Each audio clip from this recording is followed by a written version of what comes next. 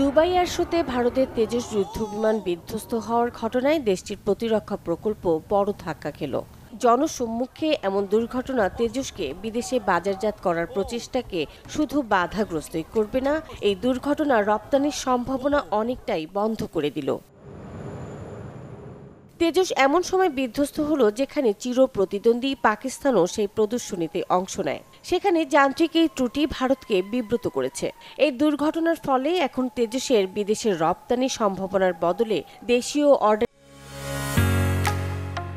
ঢালাইয়ের সেরা premier cement নির্ভর করতে হবে বলে মনে করছেন বিশেষজ্ঞরা। দুবাইয়ে ভারতীয় যুদ্ধবিমান বিধ্বস্ত হওয়ার কারণ এখনো জানা যায়নি। বিশ্লেষকদের মতে এমন প্রকাশ্য দুর্ঘটনা, যা ভারতের 4 দশকের পরিশ্রমে তৈরি তেজসের রপ্তানির যেমন ক্ষতিগ্রস্ত করবে, তেমনি দেশটির প্রযুক্তিগত দক্ষতা নিয়েও প্রশ্ন তুলবে। একসময় সাশ্রয়ী মূল্যের দেশীয় যুদ্ধবিমান হিসেবে বিবেচিত তেজস প্রকল্প এখন নিরাপত্তা ও ব্যয় সাশ্রয় উভয় ক্ষেত্রেই কঠোর নজরদারির মুখে পড়েছে।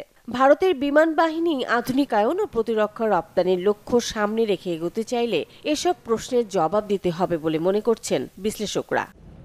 মুনিয়া মুশতারি, চ্যানেল 24।